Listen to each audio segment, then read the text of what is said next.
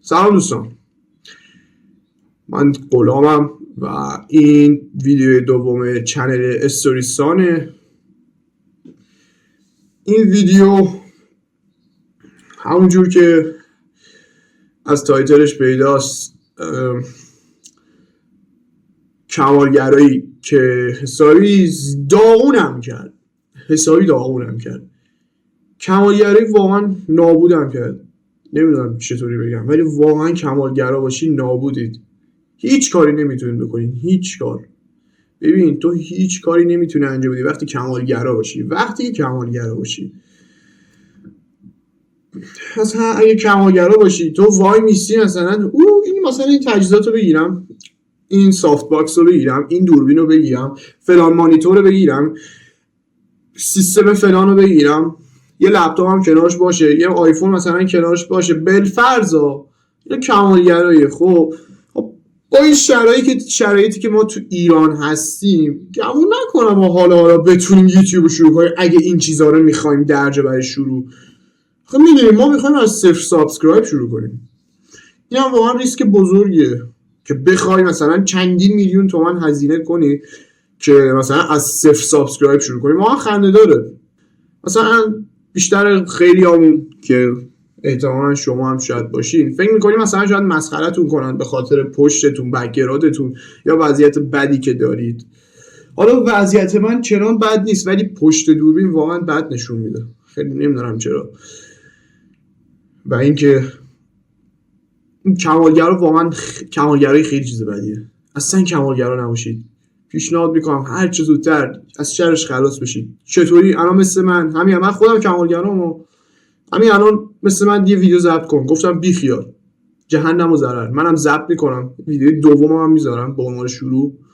هیچ ویدیو نذاشتم به خاطر کمالگرایی. فقط یه ویدیو گذاشتم اونم تابستون که اگه قبلا دیده باشید که احتمالاً ندیدید، یه دونه ویدیو گذاشتم دیگه نذاشتم.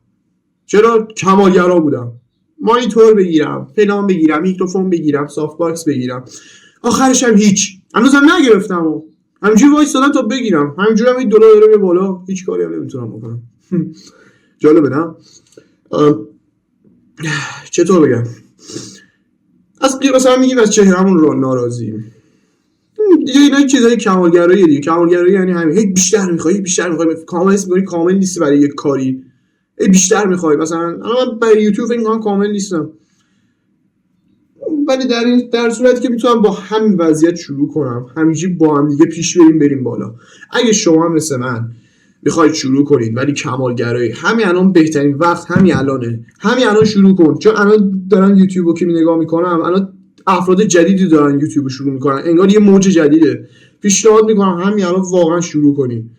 یه دوربین بردار مثل من، همین الان داری از دوربین من نگاه میکنی، یه دوربین مثل من بردار، شروع به ضبط کردن بکن. همین الان با خود میگی من ایده خوب ندارم.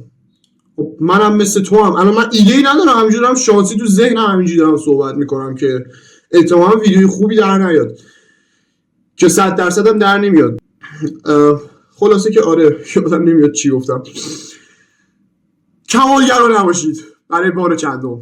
اصلا کمالگرایی چیز خوبی نیست، واقعا چیز خوبی نیست.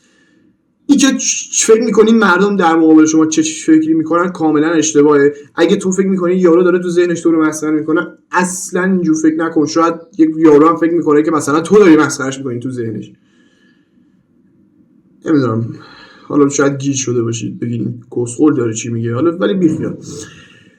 کمالگرایی واقعا نابودتون میکنه. واقعا ترس از شکست شما رو نابود میکنه. آقا رفیق من، تو شروع بکن. تو فقط کافی شروع کن. آقا شروع کن. آقا با هر چی میتونی شروع کن، با خودکار هر چی. آقا تو فقط شروع کن.